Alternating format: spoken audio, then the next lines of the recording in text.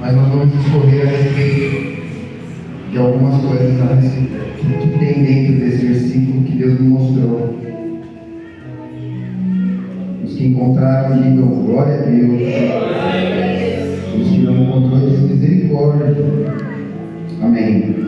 Está escrito assim: portanto, ponham em primeiro lugar na sua vida o reino de Deus e aquilo que Deus quer, e Ele lhe dará todas essas coisas. Feche seus olhos, meu Deus. Senhor Deus e Pai, eu quero me apresentar ao Senhor nesse momento. Antes de tudo, te pedindo perdão pelos meus erros, pelos meus pecados, pelas minhas falhas, pedindo misericórdia de mim, Senhor, e te agradecendo pela oportunidade de estar mais uma vez no teu altar, falando do Senhor, falando do teu amor, falando da tua palavra, falando, Senhor, do que o Senhor tem feito na minha vida e do que o Senhor quer para a tua igreja.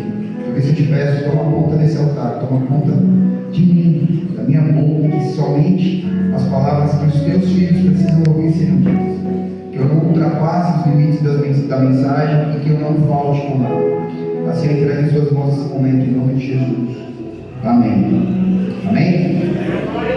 Aqui está dizendo nessa mensagem assim: portanto, ponham em primeiro lugar o reino de Deus, e essas demais coisas, em algumas versões, são acrescentadas. E o que são essas demais coisas? Quando a gente começa a ler esse capítulo, a partir do verso 24, obrigado, está escrito assim: um escravo não pode servir a dois senhores ao mesmo tempo, pois vai rejeitar um e vai preferir o outro, ou será fiel a um e desprezar o outro. Vocês não podem servir a Deus e também ao dinheiro, em outras versões a Mamon. Por isso, eu digo a vocês, não se preocupem com a comida e com a bebida que precisam para viver, e nem com a roupa que precisam para vestir. Afinal, será que a vida não é mais importante do que a comida? E será que o corpo não é mais importante do que as roupas?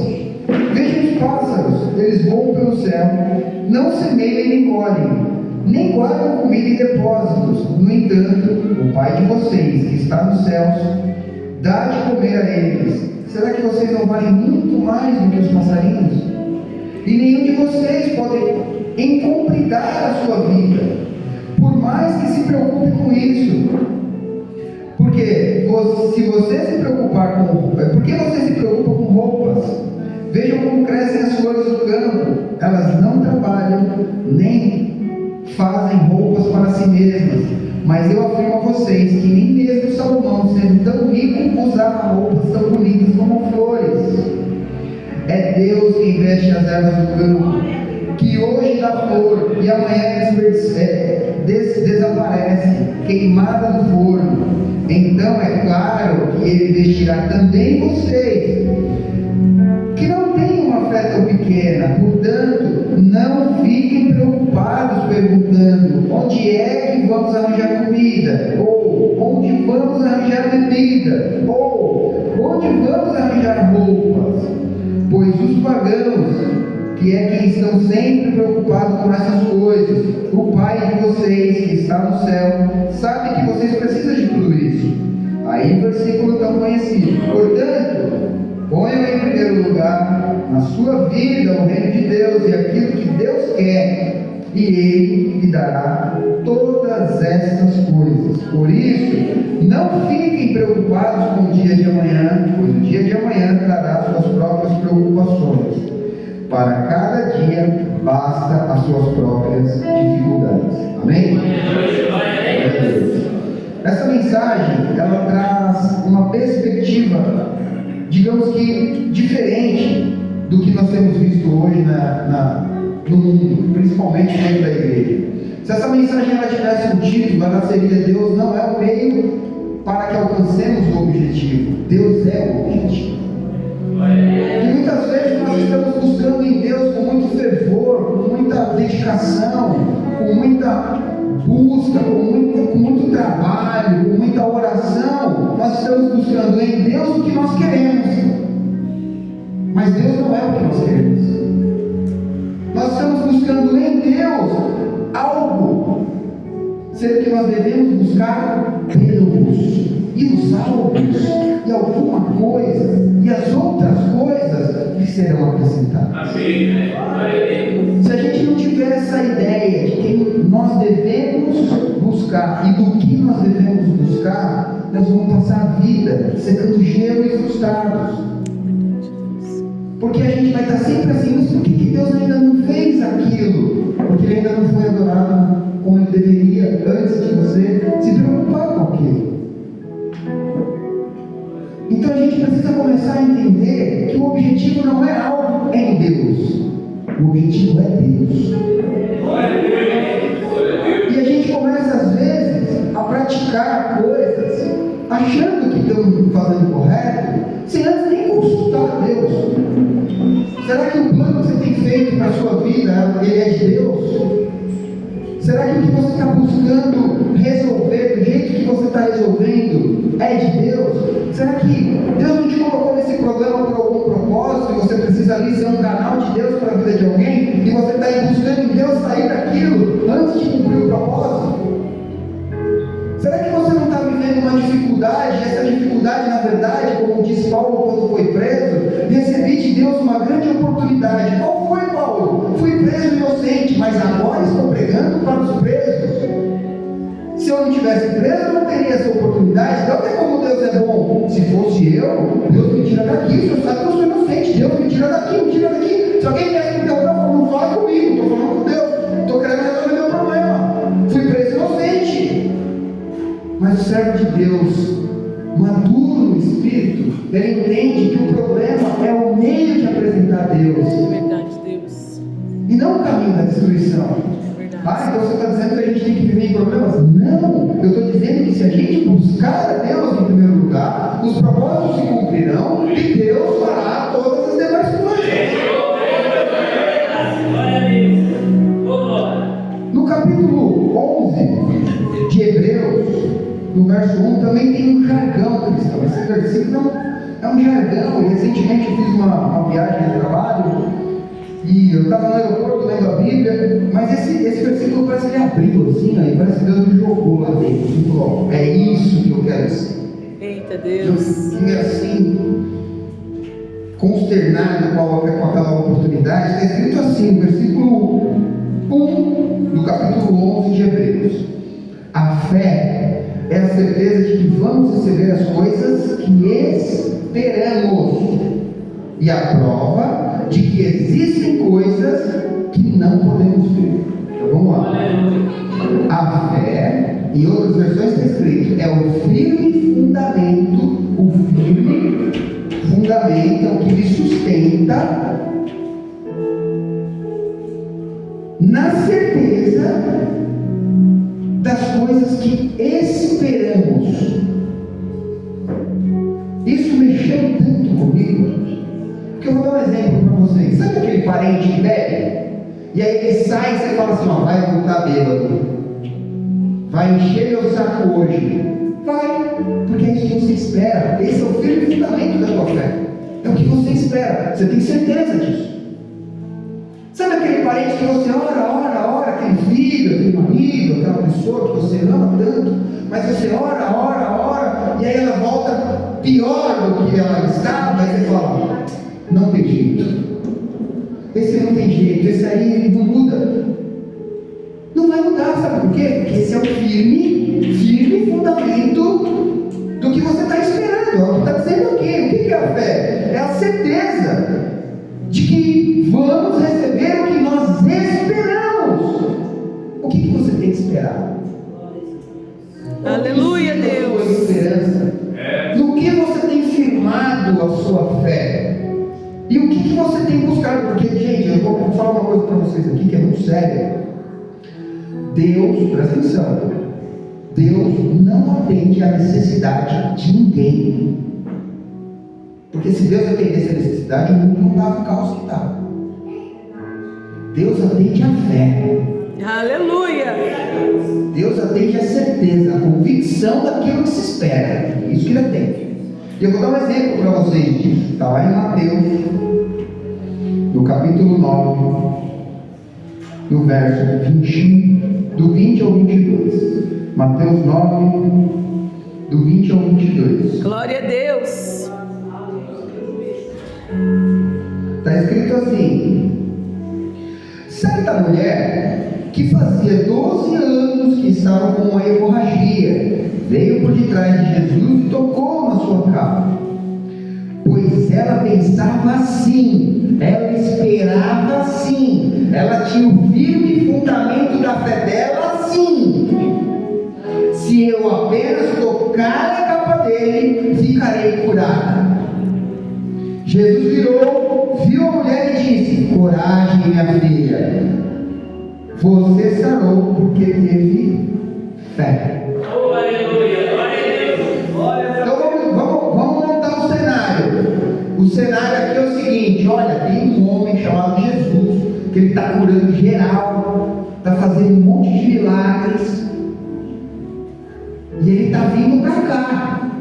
E uma mulher, porque naquela época essa mulher ela nem poderia ficar dentro da cidade, porque como ela estava com fluxo de sangue, ela tinha que ficar apartada. Se ela tocasse em alguém, ela sujaria a pessoa que ela tocava. Ela era uma pessoa naquele momento, naquele estado, impura. Só que ela colocou uma certeza na cabeça dela e no coração dela: se eu apenas tocar na veste desse homem que tem curado outras pessoas, eu vou ser curada. Glória a Deus. E aí quando ela toca na orla, aí a gente entra num detalhe. A Bíblia fala que Jesus, em alguns estudos, aponta que neste exato momento ele estava cercado por mais ou menos 3.000 pessoas. E aí ela toca nela, na orla da veste de Jesus. E aí Jesus para e fala assim: alguém me tocou. E aí os discípulos ficam desesperados. Falam: Jesus, nós estamos cercados dessa galera que não deixa a gente nem andar. E o Senhor vai saber quem encostou o Senhor. Como é que a gente vai saber quem encostou o Senhor? Como é que a gente vai saber? Olha o tanto de gente. Ele fala: não foi esse toque. Não. Foi o toque que arrancou de mim o poder. Foi o toque que arrancou de mim virtude. E aí ele olha para a mulher e fala: foi você, né? Ela se desespera, foi denunciada, ele me descobriu. Ele fala: filha, vai em paz, a tua fé te curou. Aleluia. E a minha pergunta é: nós somos essa mulher ou nós somos os 3.000 que não arrancou nada, mas estava lá? Que viu o milagre acontecer? Quantas pessoas aquele dia poderiam ter saído assim? E por que eu não recebi? Eu vim atrás também, eu estou andando bem do outro lado. Eu estou acompanhando ele já tem dias. Eu estou vendo ele fazer para tanta gente. Por que ele não fez o meu milagre? Por que ele não me entregou o que eu quero? Porque Deus não entrega o que a gente quer, porque a gente precisa. Deus entrega o que a gente precisa porque a gente acredita. E a pergunta é: onde nós estamos quando Jesus está passando? Em que posição nós estamos? Naquele que a galera assim empurra para lá, empurra para cá. Vamos que a gente consegue, vai. Uma hora ele dá, uma hora ele vem aqui, olha Jesus, aqui Jesus. Vamos lá de novo, vamos lá. Não é isso que ele espera da gente.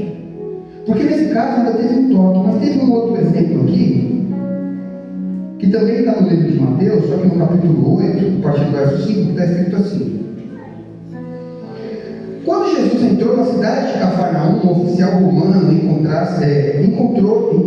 foi encontrar-se com ele e pediu que curasse o seu empregado. E ele disse: Senhor, o meu empregado está na minha casa tão doente que não pode se mexer na cama.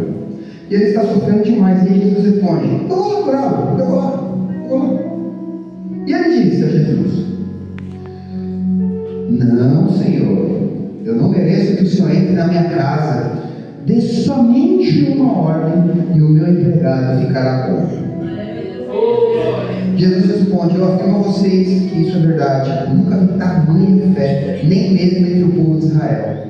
E digo a vocês que muita gente vai chegar do leste e do oeste e se sentar na mesa do reino do céu com Abraão, Isaque e Jacó. Mas as pessoas que deviam estar no reino serão jogadas fora na escuridão, e ali vão chorar com ranger de dentes e desespero. Essas são as pessoas que não têm fé. E disse Jesus: vá para casa, pois será feito como você crê. Teve toque? Não. O doente estava presente, a fé foi do doente? Não. Mas houve algo, houve uma fé, houve uma certeza, houve uma esperança de um homem que tinha autoridade numa cidade, que disse: ele pode curar o meu servo. Eu sei que ele pode. Aleluia, Deus. Eu sei que ele pode. E eu não estou indo lá. Quando ele diz assim: Jesus, eu não sou digno que o Senhor entre na minha casa. É quando a gente olha pra gente e fala assim: você acha que você viu porque eu não estou legal, sabe? Eu estou pecando ainda. Eu ainda sou limitado, eu ainda sou falho.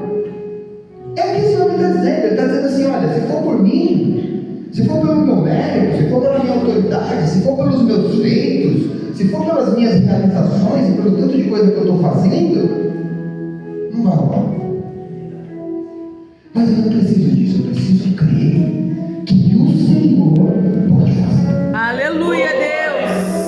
Essa certeza, ela muda a vida de alguns, e infelizmente é só de alguns, porque tem muita gente que não está buscando isso. Tem muita gente que está buscando, sabe o quê? Um salário melhor, e esqueceu de buscar em Deus. Senhor, como que eu faço para perdoar aquela pessoa que eu não consigo? Porque o salário, as demais coisas são acrescentadas. Isso não é o objetivo. Senhor, como que eu faço para perdoar aquela pessoa que me feriu, que abusou de mim, que me traiu, que me machucou, que me magoou? Como que eu faço? Esse é o objetivo. Isso que Jesus está dizendo: vem buscar o reino dos céus, se alinha comigo, faz a minha vontade. Porque a roupa, em Provérbios vai dizer assim: ó, não inveje o homem rico, violento, porque no tempo ele vai ter o dele. Não se preocupa com isso, não se preocupa com isso. Não se preocupa com o que você está querendo viver no mundo, porque Deus, gente, isso é muito sério. Eu demorei um tempo para entender e ter consciência do que eu estou dizendo. Deus não é o meio pelo qual nós alcançamos os nossos objetivos. Prestem atenção nisso. Deus é o objetivo. Aleluia, Deus. Objetivo, nós estamos caminhando para o lado errado. É verdade, Senhor. Tem um amigo meu, cristão, né, um amigo nosso da família, que ele fala assim: quando está tudo bem, eu percebo que está tudo errado. Quando não está acontecendo nada, eu percebo que se eu não estou batendo de frente com Satanás, eu estou indo na mesma direção que ele.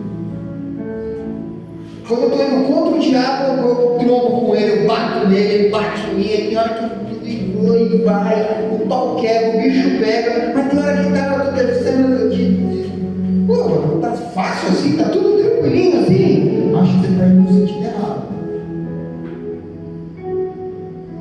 Quando a gente busca a Deus, a gente não se acostuma a viver com o problema, a gente resolve com fé. É verdade.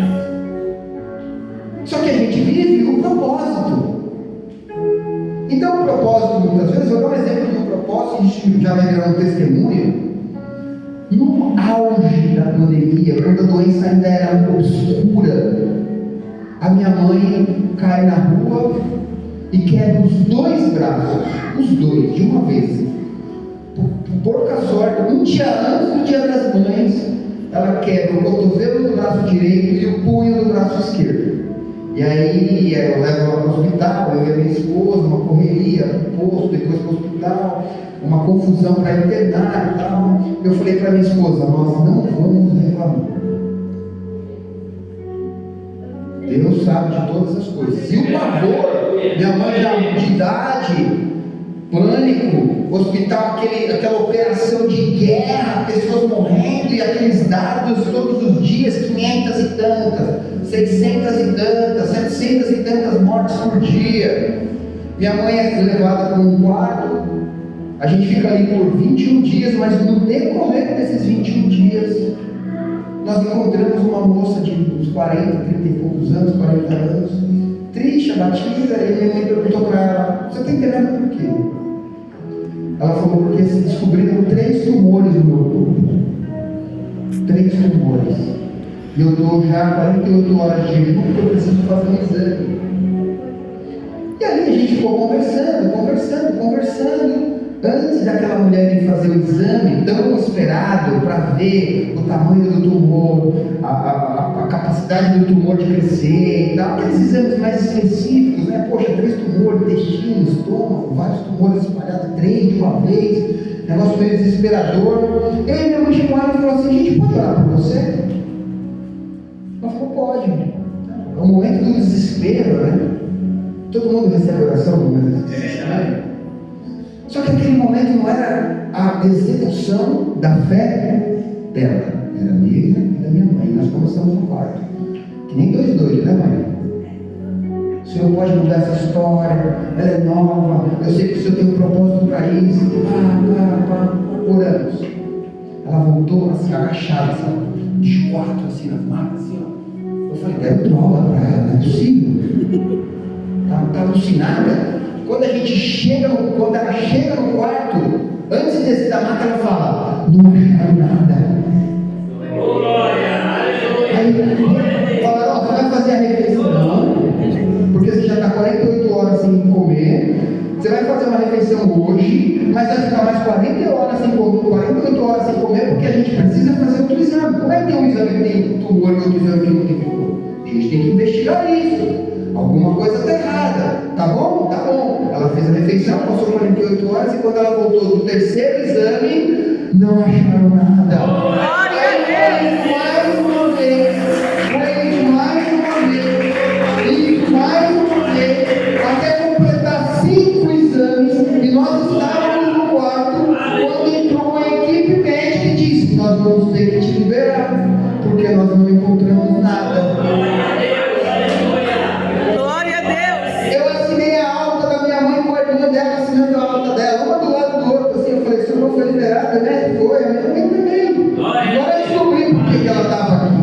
É verdade, Deus. Mas a minha oração podia ser: por quê? Cola o braço dela e vamos embora logo. Por quê, Deus? O Senhor deixou a minha mãe quebrar os 2 braços? Ela é serva de Deus, ela é pessimista. Ela ora de madrugada. Como isso pode acontecer com o crente? E Deus falava pra gente assim: ó, eu sei o que eu estou fazendo, fica aí, tá tudo bem. Aleluia, Deus. Tudo bem. Porque quando Deus ele promete a paz, é tão lindo isso, né? É até contraditório. Essa aqui nem estava no esboço da mensagem. Mas olha que contraditório esse versículo. João 16:33 está escrito: eu digo isso para que, por estarem unidos comigo, vocês tenham paz. Ponto. Jesus falando: por vocês estarem unidos comigo, vocês vão ter paz. Ponto. E aí continua: e no mundo vocês vão sofrer. Como é assim? Vou ter paz ou vou sofrer? Você vai ter paz porque você tem Jesus. Aleluia. No meio da guerra. Aleluia. O pau está comendo, o bicho está pegando e você está, glória a Deus, porque Ele está no controle. Aleluia, Deus. E as pessoas vão dizer assim: mas como é que você tem paz no meio de uma situação dessa? Sua vida não está fácil, eu sei que você está passando. Eu sei qual foi o seu diagnóstico. Eu sei o que seu marido está apontando. Eu sei o que a tua esposa fez. O seu filho, meu Deus, você está dando glória a Deus. Eu sei porque a minha esperança, a minha certeza é naquele que vive, é no Redentor, é no Glória a Deus. E essa situação vai mudar, esse diagnóstico vai mudar. Por quê? O que a gente vive é pelo propósito, não é pelo que a gente quer. Aleluia, Deus. Ai, glória a Deus, aleluia. Eu quero ler com vocês mais um versículo para a gente continuar falando de propósito e para a gente entender alguns princípios que para algumas pessoas, inclusive para mim, é difícil. Está escrito assim no livro de João, capítulo 8, a partir do verso 1. Depois todos foram para casa, mas Jesus foi para o Monte das Oliveiras. De madrugada ele voltou ao pátio do templo e o povo se reuniu em volta dele. E Jesus estava sentado, ensinando a todos. Aí, alguns mestres da lei e fariseus levaram a Jesus uma mulher que tinha sido apanhada, ela tinha sido pega no flagrante, ela foi apanhada no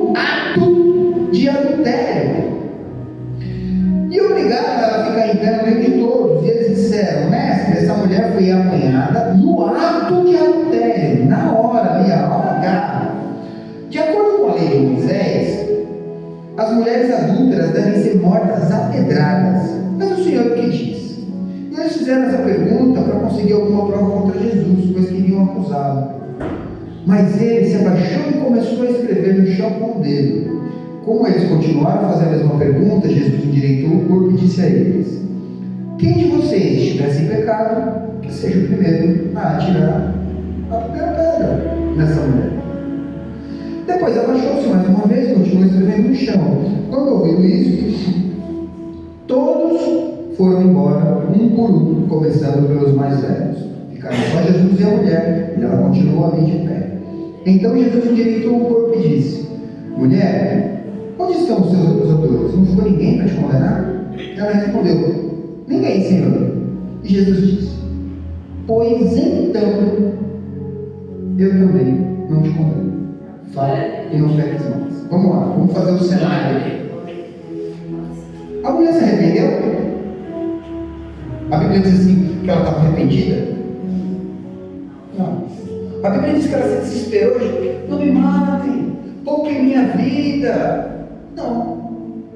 Ela simplesmente aceitou a sentença, porque ela cometeu uma infração da lei. Ela sabia o que seria a resposta a essa infração, e ela estava ali, ela aceitou o destino dela, ela foi apedrejada. Poxa, fui pega em adultério, esse é o meu destino.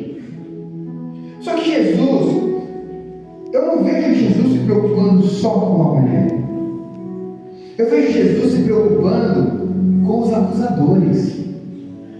Porque aqui Jesus está dizendo para eles o seguinte: gente, presta atenção, ela errou, mas eu só posso perdoar o erro de vocês se vocês conseguirem perdoar o erro dela. Eu só consigo perdoar vocês se vocês também perdoarem o erro dela, porque o erro de vocês não é igual ao dela. Ele só é diferente, mas é igual. E erro diferente também condena. Então muitas vezes a gente quer a justiça de Deus para quem erra com a gente. A gente quer a justiça de Deus para aquela pessoa que tem feito algo contra a gente, que deve a gente, maltratou a gente, desrespeitou a gente. A gente quer dizer: me chama o servo de Deus. A gente faz até uma culpa bosta, né? Tem que pegar nas coisas. Só que a gente esquece que a gente também erra. E aí Jesus está ali: perdoa, porque senão eu não consigo te perdoar. Foi isso que ele falou para os acusadores. Falou: olha, vocês têm o direito, a lei diz que vocês podem, mas quem não pecou, quem está 0 a 0, quem está anjo, pode ficar à vontade, atira a primeira pedra. E quando a pessoa faz uma análise dela de quem ela é, ela pensa: se eu tacar essa pedra e tiver que pagar todos os meus pecados, não tem vantagem nenhuma. Se eu cobrar o erro do outro e eu for cobrar do meu, não tem vantagem nenhuma. Então eu não vou tacar a pedra nela. Por quê? Porque eu quero ser perdoado do meu. Onde nós estamos nesse cenário? Nós somos a mulher adúltera ou os acusadores? Porque Jesus não nos falou. Nós só temos 2 lugares para estar: ou nós estamos acusando, ou nós estamos traindo. Onde nós estamos? Mas eu tenho uma notícia boa para você: não importa onde você esteja. Jesus disse que é para ela: eu também não te condeno, porque não houve condenação. Vá e não peques mais. Você pode mudar a sua vida hoje e ser livre, tanto como os acusadores como a mulher. Ninguém morreu. O final foi feliz para todo mundo, porque entenderam a mensagem. Nós estamos entendendo a mensagem. O que tem aflorado no nosso coração, tem atraído os sinais, os prodígios de Jesus. O nosso coração ele tem se enchido de algo que mova a vida de outras pessoas.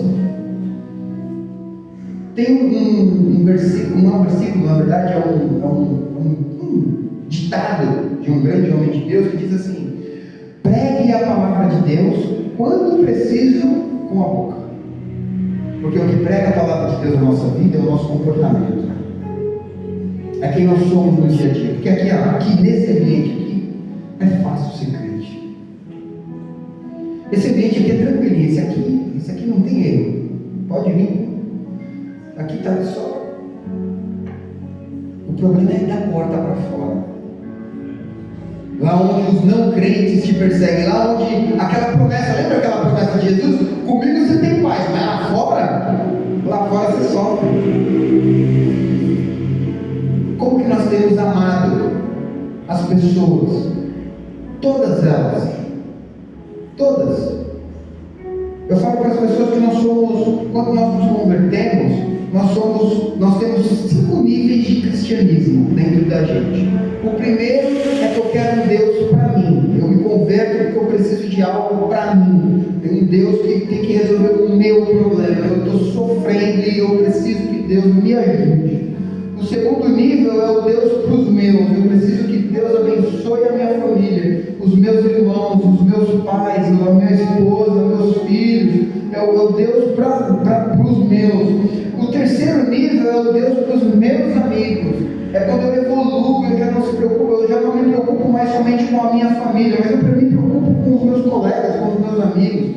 Então eu estou nesse terceiro nível. E aí vem o quarto nível, é quando eu começo a me preocupar com as pessoas que eu nem conheço. Deus, esse frio, Deus, toca lá, Senhor, esquenta aqueles moradores de rua. Senhor, alcança aquelas pessoas, Pai, que hoje não tem alimento, Pai, eu estou aqui comendo. Glória a Deus por isso, mas Senhor, tem gente com fome, porque eu estou preocupado com quem eu nem conheço. Só que o quinto nível é quando você começa a se preocupar com quem te odeia e com quem você também odeia. Aí é qualquer.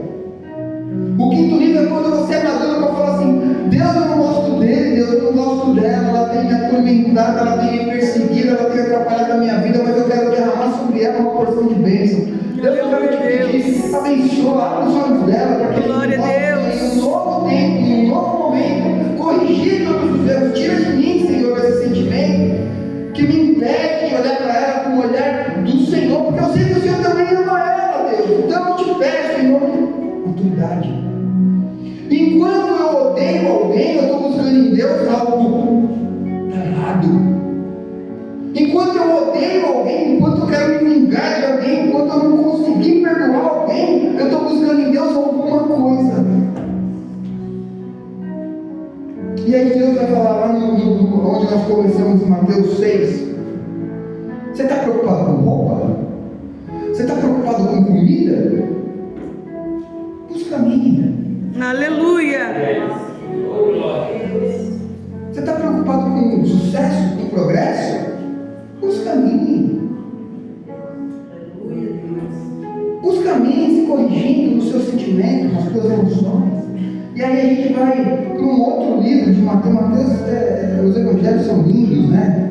E no livro de Mateus, no capítulo 22, a partir do verso 36, está escrito assim: Mestre, qual é o mais importante de todos os mandamentos da lei? E Jesus respondeu: ame ao Senhor, seu Deus, com todo o seu coração, com toda a sua alma, com toda a sua mente. Este é o maior mandamento e o mais importante. E o segundo mais importante é parecido com esse: ame os outros como a você mesmo. Então vamos lá.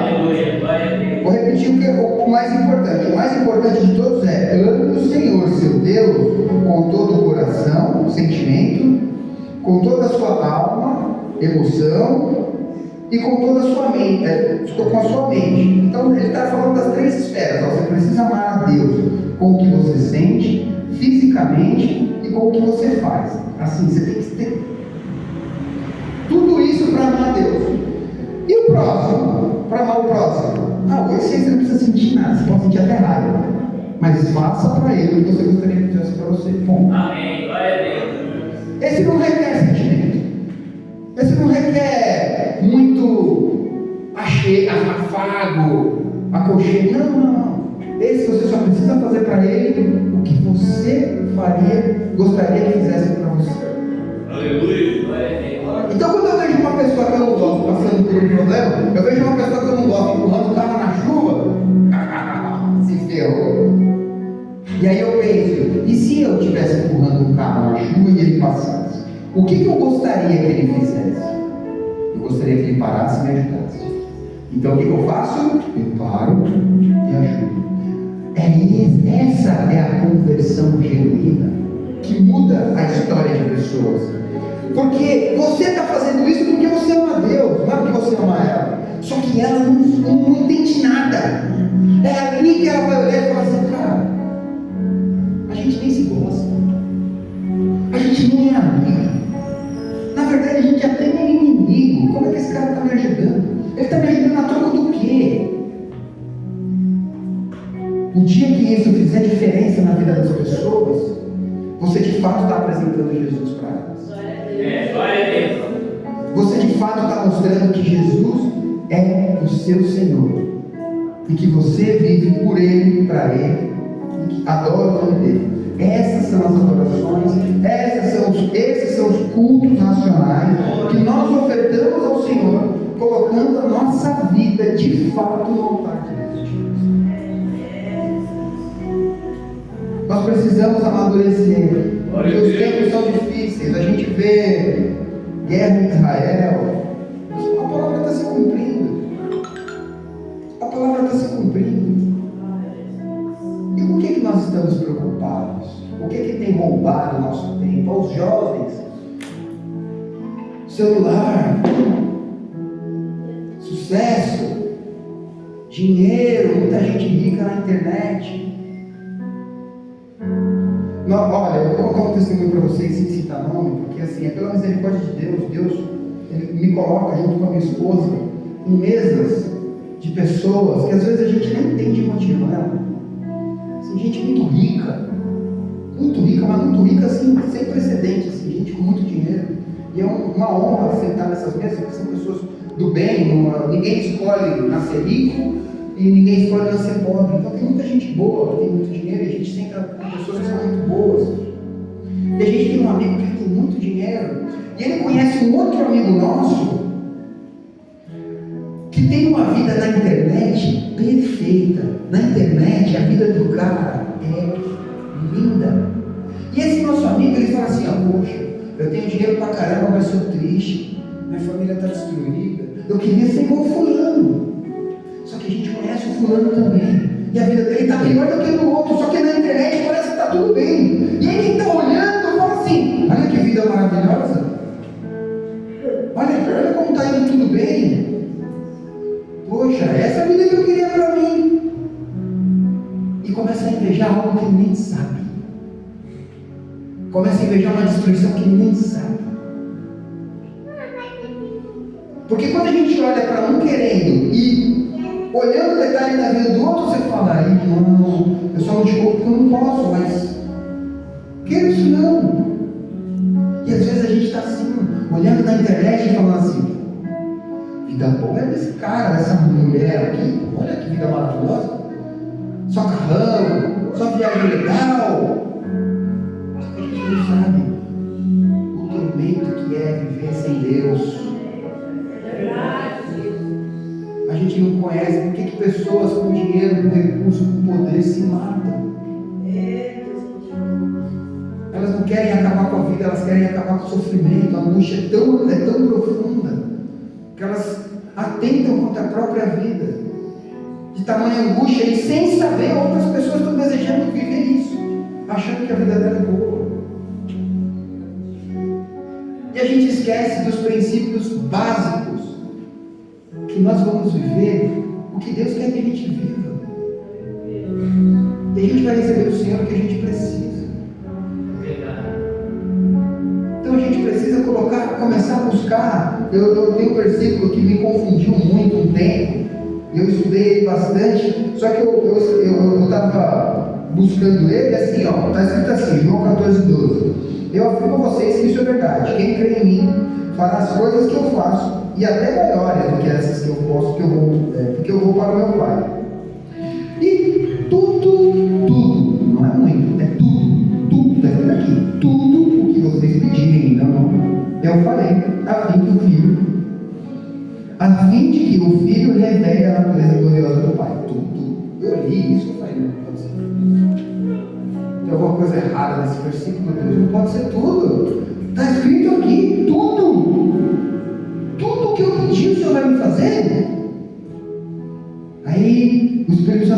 assim, continua lendo. E aí lá no verso 15 está escrito: se vocês me amam, obedecerão os meus mandamentos. Ponto.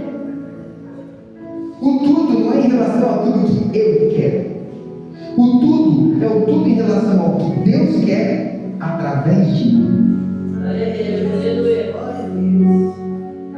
Só que se eu não estiver alinhado com Deus no desejo de fazer a vontade dele, eu fico frustrado. Porque o meu tudo é diferente do tudo dele. E aí eu penso, ele não está me atendendo. Ele não está ouvindo as minhas orações, porque ele não está fazendo o que eu quero. E a gente esquece que o Senhor é Ele, não nós. Eu encontrei uns alunos meus esses dias, e sou professor da escola. E tem alguns alunos que eu estou sempre, na medida do possível, dentro dos limites que eu posso, falando de Deus para eles.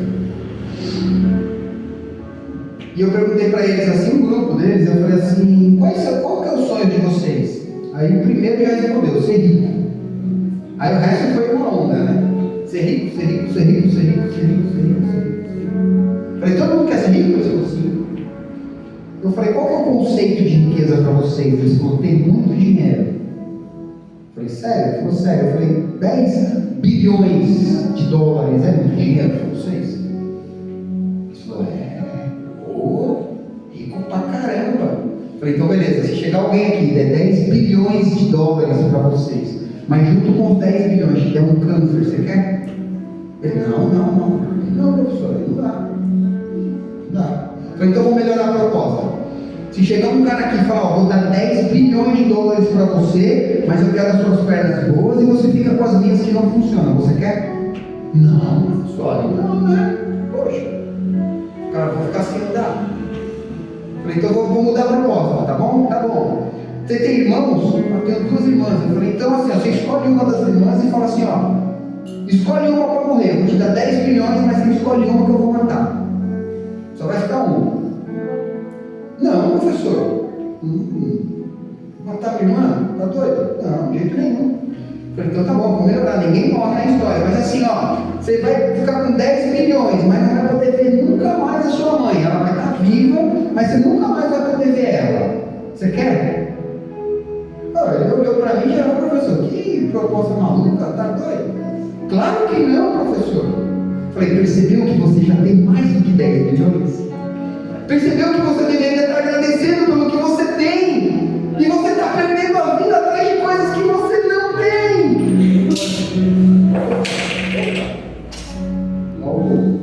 Desastre. Sem problema. Vou voltar para o meu lugar aqui. Sem problema. A gente às vezes esquece de agradecer o que a gente tem. Às vezes a gente esquece de olhar e falar assim, Deus, acordei. Deus, estou andando. Deus, estou podendo comer. Deus, a minha filha. Oh, Senhor, ela está saudável. Olha a minha mãe, Pai. Olha a minha esposa. Deus, eu dormi hoje numa cama quente. Deus, obrigado. Jantei ontem. Vou tomar café hoje. Deus, eu tenho blusa, Deus, eu tenho casa, eu tenho família, Senhor. Eu tenho o Senhor. Aleluia. Só que a gente esquece de agradecer e valorizar o que a gente já tem. Para buscar o que a gente não tem e às vezes perder o que tem para buscar o que não tem e não vale mais do que a gente já tem. Eu falei, quantos jovens estão morrendo em assaltos para buscar o dinheiro que vale menos do que a vida? E pior, não é a vida, é a salvação. Então quando a gente começa a olhar para Jesus e a gente começa a olhar para o que Jesus já está realizando em nós, quando a gente começa a olhar o que Jesus já está nos entregando, não tem como não agradecer. Aleluia, Deus. Não tem como você não dobrar o seu joelho e ao invés de pedir mais algo, só falar assim, obrigado, Jesus. Eu quero terminar essa mensagem no livro de Lucas, no capítulo 10, está escrito assim. Eu vou ler o versículo e depois eu contextualizo. Os 72 voltaram muito alegres e disseram a Jesus: até os demônios nos obedecem. Quando pelo poder do nome do Senhor nós mandávamos eles saírem das pessoas? Jesus respondeu: de fato, eu vi Satanás cair do céu como um raio. Escutem, eu dei a vocês poder para pisar em cobras, escorpiões e para, sem sofrer nenhum mal, vencer a força do inimigo. Porém, não fiquem alegres porque os espíritos maus lhe obedecem, mas sim porque o nome de cada um de vocês está escrito no livro da vida. Aleluia, Deus! Então, contextualizando, Jesus pega 72 homens, divide de 2 em 2 e fala: andem pelas cidades, curando os enfermos, abençoando as pessoas e anunciando a chegada do Messias. E eles saem pela cidade, eles veem um doente, eles falam: curado em nome de Jesus. O cara, pula, curado. Um endemoniado, expulso em nome de Jesus, o demônio ia embora. E os caras estão assim: rapaz, funciona. Olha o nome do homem, é poderoso mesmo. Caramba, você viu que legal, cara? Nem doente, vocês não estão ligados no doente que eu peguei. E o demônio que eu peguei? Vixe, virava o olho, virava para trás. Vou embora na hora. Nossa, você precisa de ver o que eu vi na outra cidade. E eles voltam tudo assim, alegres. Jesus, até os demônios obedecem a gente. Jesus fala: e é por isso que vocês estão alegres? Vocês estão esquecendo da glória a Deus porque acordou? Vocês estão esquecendo da glória a Deus porque está com o nome no livro da vida? Vocês estão esquecendo da glória a Deus pela saúde? E aí está na expectativa de dar glória a Deus porque recebeu alguma coisa de dinheiro, de salário, Eu apanhei dessa mensagem também. Ela me arrepiou, me arrebentou, principalmente essa madrugada. Mas a gente precisa despertar para os tempos que a gente está vivendo. Os tempos que nós estamos enfrentando. Porque a palavra de Deus diz que nós viemos do pó e para o pó nós voltaremos. A palavra de Deus diz que depois que nós cumprimos o nosso propósito, eu fico vendo Paulo, que foi um dos homens que mais escreveu livros na Bíblia. Ele doente, a Bíblia não diz qual é a doença, mas diz que ele tinha um espinho na carne, uma dor, eu imagino que fosse algo que doesse, algo que incomodasse, algo que fosse ruim. Ele dobra o joelho e fala assim: Senhor, o Senhor me usa para curar tantas pessoas, me cura. E Deus fala assim: não, Paulo, não esquenta com isso, a minha graça te basta. Aleluia. Você vai vir para o céu, Paulo, fica tranquilo, Paulo, depois que o seu propósito cumprir, eu nem vou te deixar aí, você vai morrer. Você está preocupado com isso? Vai morrer. Só se preocupe em cumprir o propósito. Vai escrevendo, deixa para o povo. Deixa para o povo da Igreja Libertar. Aleluia. Dia 15 de junho de 2025, às 8 da manhã, eu ouvi isso. Vai escrevendo. Porque o teu propósito é deixar o Evangelho anunciado. E o nosso? O nosso também. O propósito de todas as pessoas é anunciar o Evangelho de Cristo. Todos nós somos líderes, todos nós somos pastores, todos nós somos responsáveis de carregar a glória e a presença. Todos nós temos a responsabilidade não é do pastor Ronaldo somente, de subir todos os domingos, em todos os cultos, para trazer uma mensagem. A responsabilidade é nossa, de entender a mensagem, aprender a mensagem e viver a mensagem, porque através disso é que as pessoas vão ver Jesus em nós. Amém.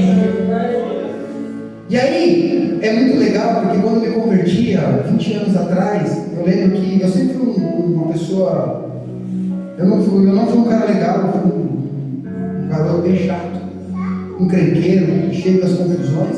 E quando eu me converti, eu nunca fui um cara de fazer muita média, então não tinha vergonha, não tinha preocupação do que iam dizer de mim.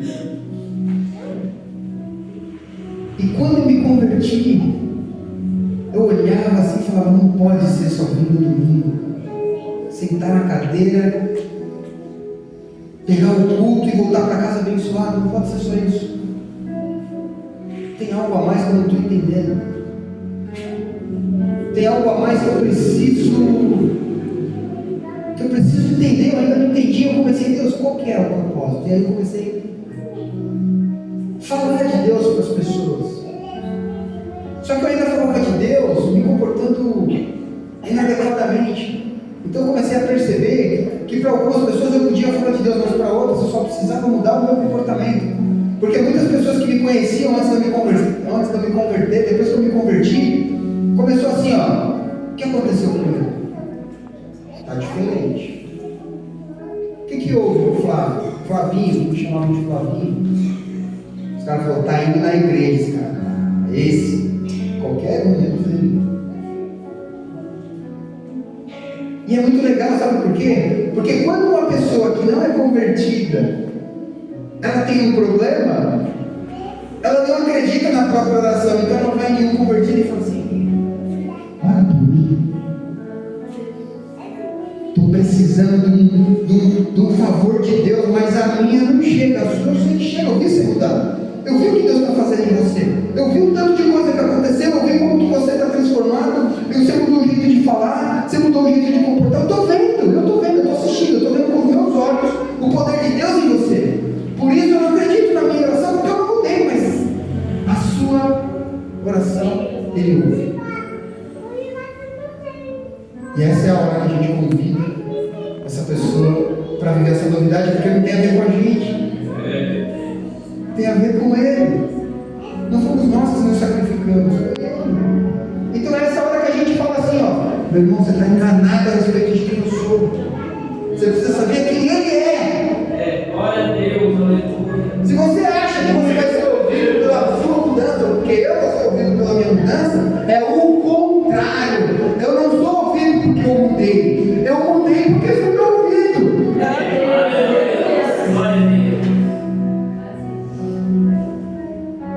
E essa manhã eu queria convidar vocês a um novo nível de maturidade.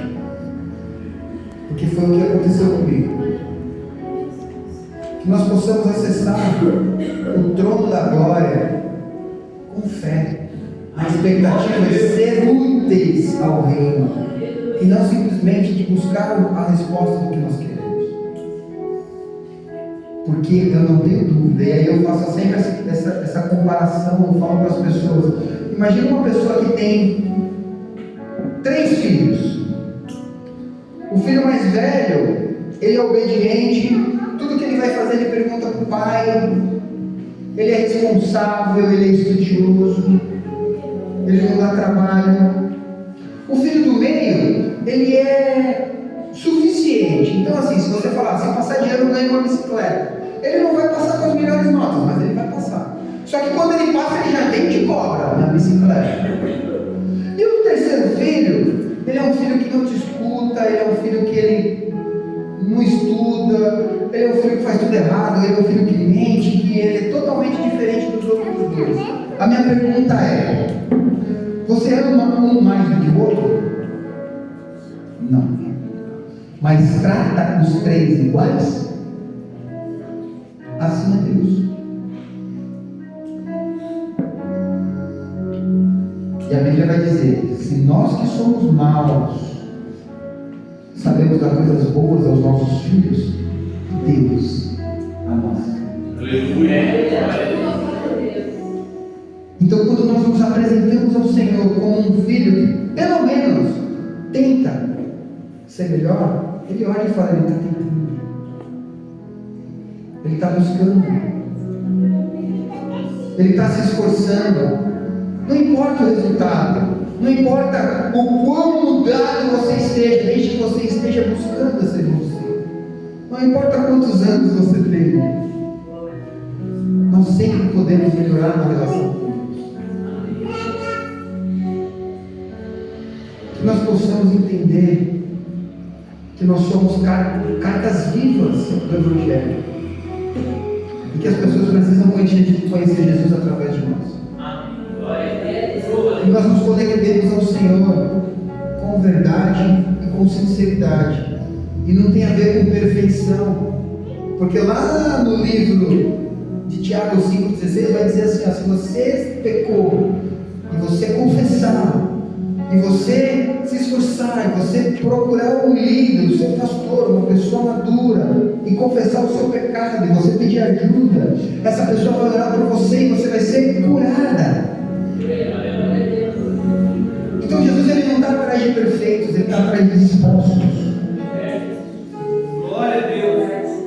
Nós sejamos dispostos a viver as novidades do Senhor. Amém. Glória a Deus. Amém? Amém. Quero agradecer mais uma vez a oportunidade, dizer que é uma honra, pastor Ronaldo, obrigado pelo convite. E estou muito feliz. Que o Senhor nos abençoe para essa nova semana e para essa nova oportunidade. Amém, Jesus. E nós possamos aplicar tudo que o Senhor tem nos ensinado, não somente nesse culto, mas nos outros que passaram e nos que